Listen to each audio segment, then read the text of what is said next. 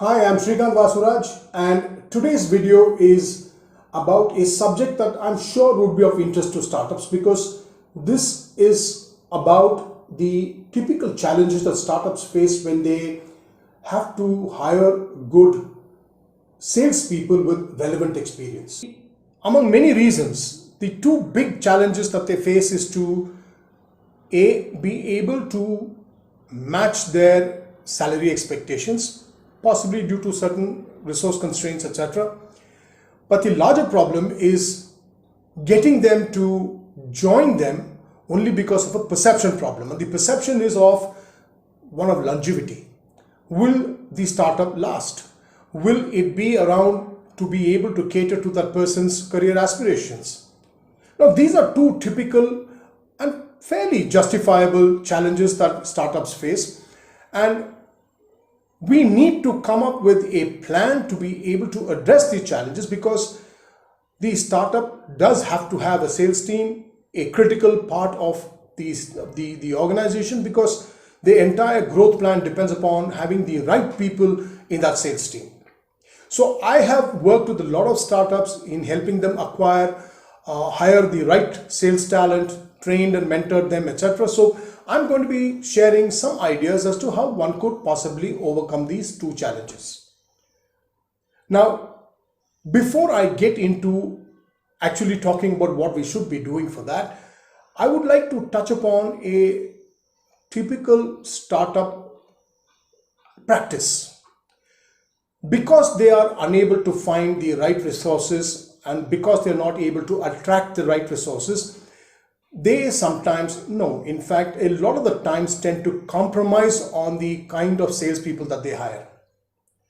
Remember, as I said, the sales team is your single most critical department in your organization. They are the catalyst for your growth plan. You need to hire the right people. Please do not think that you can take any kind of salesperson with some kind of sales experience and be able to train them into becoming a good salesperson for your product or solution.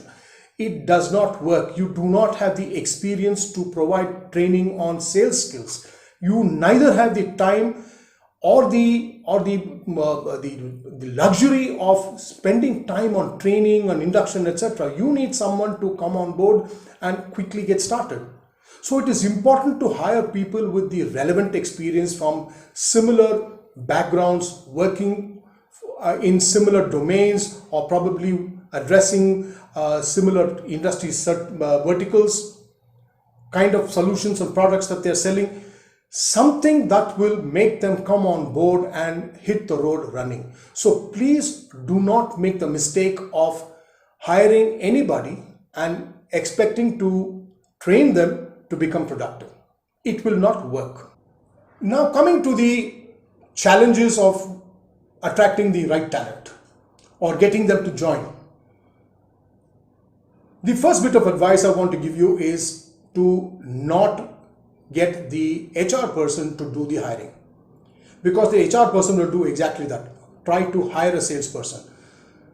If you try to hire a salesperson like you hire any other person, you may not get that person to join, or if at all, you will get something which is less than what you expect. I sincerely advise you as the leadership team to do that hiring, for you to do that interaction with that candidate, because you should not be offering a job. You should be presenting an opportunity. Present your opportunity, share your vision, share the roadmap. What is it that you intend to achieve as an organization over the next 2, 3, 4 years? What are the organizational structural changes that is going to happen as a consequence? What are the roles and responsibilities that could be thrown up which this person could be eligible for, thereby creating a career map for that person? Now, when you do this, when you embed your opportunity as part of the person's aspirational plans, then the chances of reducing the perception challenge are far higher. Getting that person to look at your opportunity as a good possibility, as a good option, are very high. Now, coming to the compensation part. Like every startup that I have seen, obviously you will follow a fixed and variable part. Very good. But please do not skew your compensation completely to the variable part, because you believe that if he has to earn, he has to work for it. Of course he should. But the fact is, there is some sense of reality that you need to bring into it.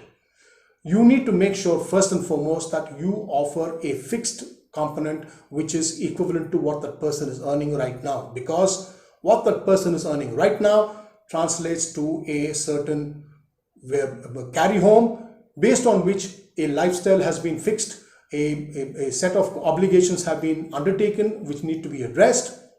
So that person may not consider an opportunity if he is offered any fixed income which is less than what he's currently drawing. So at the very least, you need to meet their current fixed expectation as maybe a little more for them to be able to motivate them to join you. Now coming to the variable part.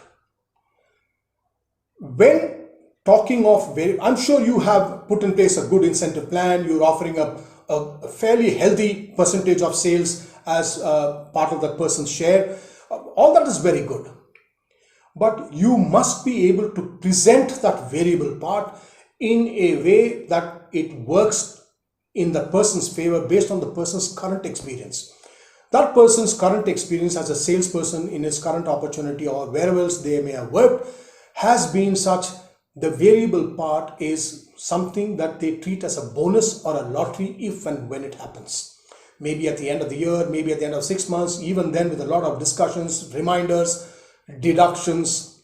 So the variable component never forms a part of their financial planning. Their financial planning is entirely relegated to the fixed part that they get. Now you need to help them cross that boundary. You need to help them make that variable part also a part of the financial plan. The only way to do it, and the way you can do it is letting them earn as much as they want. That means in the CTC model, please offer a fixed and remove any kind of upper limit on the variable compensation. Let them sell as much as they can and earn as much as they can. The more they earn, the better for the organization. So don't put an upper cap. Give that person the dream of being able to earn big money, which he has never seen before. Give him that opportunity to earn that big money. The second part is make sure that you commit a quick payment structure. That means if the person has earned some incentive, that incentive should be payable to that person maybe at the end of the month or at the end of the quarter. A commitment given in writing so that the person knows that whatever he or she sells and whatever incentives are accrued as part of the variable compensation would be a reality for them in a foreseeable time frame and would definitely happen because it's a commitment. When this is embedded into their minds, then they can use the variable also as part of their overall earning capacity and make it a part of the financial planning. When you are able to do that, then the whole opportunity itself takes on a different dimension, a different complexion. And that is what we need to achieve with the salespeople, because most salespeople are motivated by money. I am a salesman and I've been a career salesman. I've been a salesman all my 40 years. I've sold all the time. Trust me, what I say is the absolute truth. If a salesman is not motivated by money, there is a problem. So you need to address that psyche of a salesman. I hope the suggestions that I've shared with you are of value and would help you to now get the right kind of sales talent into your team to be able to propel your sales growth, to propel your business growth. Until my next video, wish you all the very best and take care.